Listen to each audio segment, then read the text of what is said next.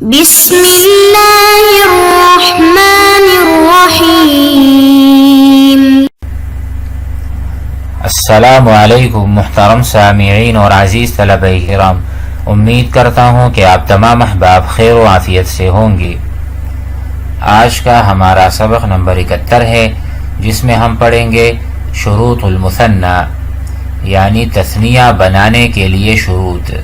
وہ کون کون سے شروط ہیں کہ جن کا ہم لحاظ رکھیں گے تثنیہ بناتے ہوئے، مثنی بناتے ہوئے۔ تو آئیے مثالوں سے اور بحث کے ذریعے سے سمجھ لیتے ہیں۔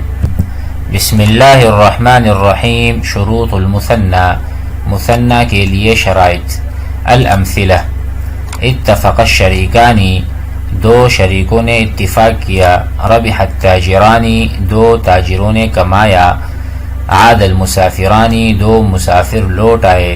نجح العلیان، دو علی انہوں نے کامیابی پائی۔ آئیے بحث کی طرف۔ الکلمات الاخیرہ فی الامثلۃ المتقدمہ، جو آخری کلمات ہیں، پہلے فعل ہے، اس کے بعد جو کلمہ ہے یعنی فاعل ہے، تثنیہ ہے۔ کلھا اسماء مثنات، تمام کے تمام تثنیہ ہے، مثنی ہے۔ وَإِذَا تَأَمَّلْتَهَا، اگر آپ غور کریں گے، رَأَيْتَ أَنَّ كُلَّ مُثَنَّى مِنْهَا يَدُلُّ عَلَى مُفْرَدَيْنِ مُعْرَبَيْنِ، اگر آپ غور کریں تو اس میں سے ہر ایک مثنی، یہ جو کلمہ ہے، دلالت کر رہا ہے علی مفردین، کہ اس کے اندر دو مفرد ہیں۔ شریکن، شریکن، دونوں کو ملا کے شریکانی۔ تاجرن، تاجرن، دونوں کو ملایا تو تاجرانی۔ تو کہہ رہے مفردین بھی ہے، معربین۔ معربین سے مراد کہ جو مبنی نہ ہو، جو الحرکات الثلاثہ کو قبول کرے۔ غیر مرکبین، دیکھو یہ مرکب نہیں ہے، جس کو ہم کہتے ہیں ترکیب مزجی، جیسا کہ آگے آئے گا۔ ارد شیر، ارد الگ ہے، شیر الگ ہے، یا ارد شیر، ٹھیک ہے۔ تو یہ جو دو ہیں، اسی کے علاوہ بعل بک کو بھی آپ لے سکتے ہیں۔ بعل بک کا جو ہم نے ہدایت النحو میں یا نحو میر میں پڑھا ہے، تو کہتے ہیں یہ غیر مرکبین ہیں، آپس میں ان کو ملایا نہیں گیا ہے۔ ولا اسنادین، اور نہ یہ فعل اور فاعل ہیں کہ جن کے درمیان اسناد ہے، مسند اور مسند الیہ کا تعلق ہے، ایسا نہیں ہے۔ وَأَنَّ كُلَّ فَرْدٍ مِّنْهُمَا، ان دونوں میں سے یعنی مسافرانی میں اگر آپ دیکھیں دو ہیں۔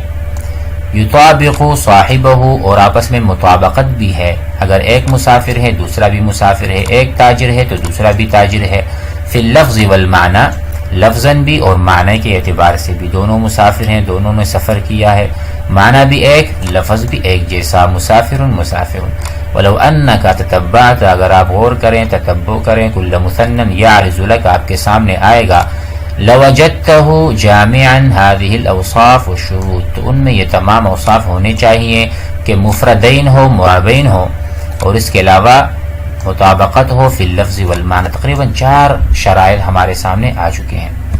من ذلک تعرف، تو ان شرائط کو دیکھ کر آپ جان سکتے ہیں ان المثنى والجمع لا یثنیان، کہ مثنی کو ہم مثنی نہیں بنا سکتے، یعنی 2/2 یعنی 4 ہم نہیں بنا سکتے، اور جمع کو بھی ہم تثنیہ نہیں بنا سکتے۔ جو پہلے سے جمع ہو اس کو ہم کیسے ہم تثنیہ بنائیں، اور جو پہلے سے مثنی ہو اس کو ہم دوبارہ کیسے مثنی بنائیں، یہ نہیں ہو سکتا۔ اس لیے جو پہلی شرط تھی وہ تھی مفردین ہو، پہلے سے کلمہ مثنی ہوگا تو نہیں بن سکے گا، پہلے سے جمع ہوگا تو نہیں بن سکے گا تثنیہ۔ وکذالک المبنی، اگر کوئی کلمہ مبنی ہو یعنی معرب نہ ہو، جو دوسری شرط آپ نے دیکھی مفردین معربین، اگر کلمہ مبنی ہو، جیسا کہ اسماء الشرط ہیں، استفہام ایسے من ہو گیا، حل ہو گیا استفہام کا، تو حل اور حلانی نہیں ہو سکتا، وغیرہما، اس کے علاوہ بھی۔ ولا یثنى المرکب المزی، جیسے کہ اردشیر ہے، اس کو بھی ہم تثنیہ نہیں بنا سکتے کیونکہ ان میں شرائط نہیں پائی جا رہی۔ ولا المرکب الاسناد، سے جاد الحق، حق جو ہے اس نے سخاوت کی، یہ بھی نہیں ہو سکتا، مسمى بھی، ٹھیک ہے۔ اگر کسی کا نام جاد الحق ہے، کسی ایک آدمی کا، تو اس کو ہم تثنیہ نہیں بنا سکتے۔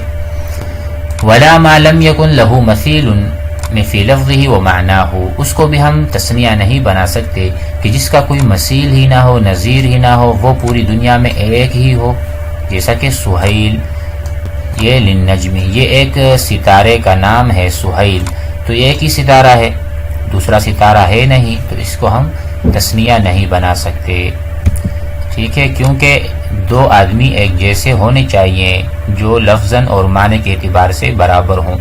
فَإِنَّهُ لَا يُوجَدُ، کیونکہ نہیں ہے، إِلَّا نَجْمٌ وَاحِدٌ بِهَذَا الْإِسْمِ، ایک ہی ستارہ ہے جو اس نام کا ہے، تو اس کا تثنیہ کیسے بنائیں؟ حقیقت میں تو یا فی الخارج میں تو ہے ہی نہیں۔ وَلَا يَصِحُ أَن تَقُولَ، اور اس طرح بھی نہیں آپ کہہ سکتے عینانی، اور آپ اس سے مراد یہ لیں کہ ایک انسان کی آنکھ، والعین الجاریہ، اور دوسرا چشمہ، ٹھیک ہے، کیونکہ ان چشمے کو بھی عربی زبان میں عین کہتے ہیں، عین جاریہ، ٹھیک ہے، اور ایک سر میں جو ہمارے آنکھ ہے اس کو بھی عین کہا جاتا ہے، تو اگر آپ کہیں گے عینانی اور آپ اس سے مراد ایک عین باصرہ لیں انسان کی آنکھ اور دوسرا جو چشمہ ہے وہ مراد لیں، تو یہ نہیں ہو سکتا، لأنہما وإن تماثلا فی اللفظ، اگرچہ دونوں کو ہم عین عین کہتے ہیں، مختلفان فی المعنی، لیکن دونوں جو دلالت کر رہے ہیں وہ الگ الگ معنی پر دلالت کر رہے ہیں، تو ان کو ملا کر تثنیہ آپ نہیں بنا سکتے۔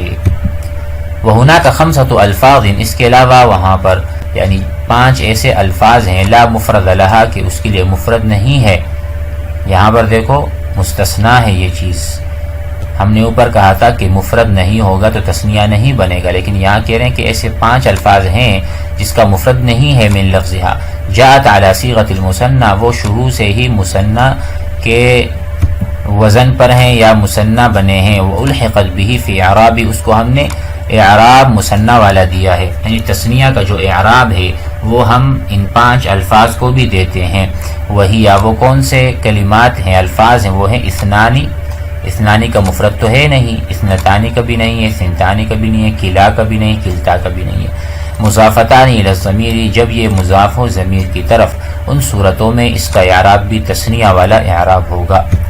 یشترط فیما یثنى، شرط ہے کسی بھی کلمے کو اگر آپ مثنی بنانا چاہیں، تثنیہ بنانا چاہیں، ان یکون مفردا، کہ وہ کلمہ مفرد ہو، معرب ہو، غیر مرکب ہو، لہو مماثل، اس کلمے کے لیے ایک اور نظیر ہو، مثیل ہو، فی لفظ ہی، لفظی اعتبار سے بھی، معنی کے اعتبار سے بھی، اور اوپر ہم نے جو اس کا برعکس ہے اس کی مثالیں بتا دی۔